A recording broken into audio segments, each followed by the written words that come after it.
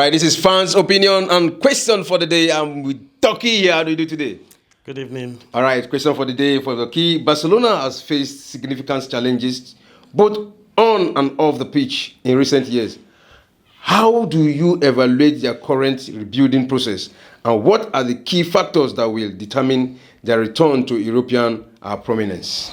Thank you very much. And talking about Barcelona facing challenges, yes, Barca has experienced quite an enormous challenge in the last couple of years, especially since the leaving of Lionel Messi and superstars like Suarez and Iniesta. But Barca is in the rebuilding phase, just like you mentioned. And one of the characteristics of rebuilding is that you have to invest so much, especially in the academy, and then get people from there to build up the team. Otherwise, going out to pick up players, you're going to have to be challenged with the UEFA rule of 1 versus 1, and then the Spanish Pro League rules of 1-1, which is going to put Barca in a position because Barca cannot financially stand up to bringing in costly players right now. Salaries overhead cannot be more than a particularly pegged limit, and that's going to affect who comes to Barca or who can be fielded. We saw the challenges they faced in registering Dani Olmo and Victor at just a few weeks ago, and that could apply to any player they bring in. So Barca is experiencing a serious financial challenge right now, and as much as they keep getting leverages here and there. Triggered one recently about selling the VIP boxes for 10 years.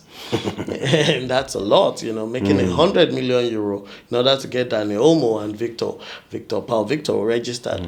And that's a serious challenge, for a club. But by and large, I think that with the crop of the academy players that joined Barca, the Lamine Yamal, the Fermin Lopez, the Gavi, Pedri, and Gerard Martins, Hector Fort, and all these young guys that came in, they're adding a lot of value to the Barca team.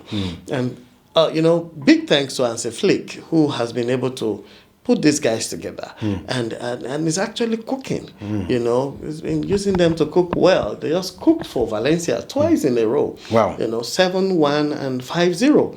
and at a point in time, the Valencia fans had to raise white flags and surrender that 5-0. It's okay. You guys don't kill us the second time. All right, okay, from your projection, how long do you think these financial challenges will last for Barcelona? Well, the financial challenges might still run for a couple of years. Barca needs to win trophies. They need to actually advance in Champions League. They need to play in tournaments that can be rewarding financially. If possible, win the league so you can pick up all those funds and then participate in tournaments that will give the club a lot of money, because a lot of fund is needed. The debt Laporta met was in the region of $600 billion. Oh, shit. That's really huge, So, and up till now, they're still owing players like Lionel Messi, Gerard Piqué, in part of their deferred wages. Even the young, they can't allow the young to go now because they're owing him a lot in deferred wages. So it's still going to take a couple of years, 4-5 years maybe, but you have to look at the journey. It's not about getting there. It's about the journey. The process is looking good because each year they come up profitable. In the recent times, they have been profitable if you don't consider the debts that were there before. So I think in a couple of years, 4-5 years, Barca should be good for it.